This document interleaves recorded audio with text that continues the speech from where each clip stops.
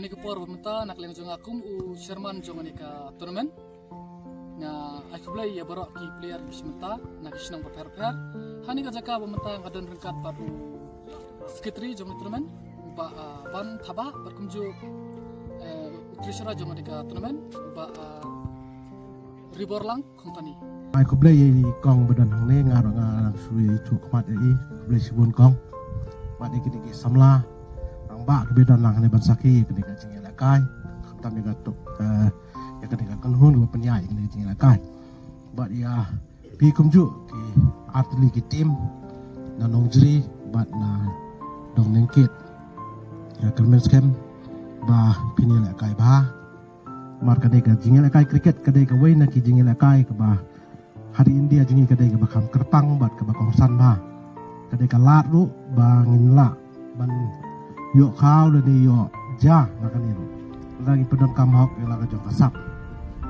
abang ini jual bat kyu ki sports ki badan hapo India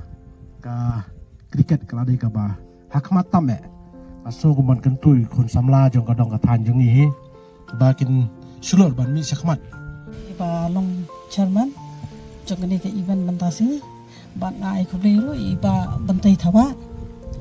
ba ilawan bat pecngan si pi baro mo banyadon benta si beti kasi peli jom kani ka cricket tournament te kajing i jong akwa man ai kublai pang ya ka umkor cricket club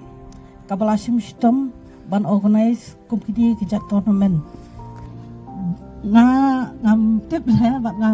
ba nga hap ai jikren bat am chumbet kre ai tang ba nga sudap sisa da kajing kemen bani kat ni ngut tiawan mancim benta bat ka cricket kam dai ka game ka ba iwe ne arngut mo pila ban yelek kai tiadon kam bon ngut kimbang bas haruk kharwei ngut ti kharwei ngai arpo arngut hangni don ki samla ki kon samla ki bala thau kan kre la ki jersey ki ba lalong iga ani lalong shitraham ban yelek kai ngadap sisa da kajing kemen bani iya pi baro ba pia phong ya ka jersey ban pilolong ki bakhre ban ya sim benta kan ya tournament bat kat kum ka jiktip janga ka tip bangani ri ka first season 1 ti nakwa ban ai khubulei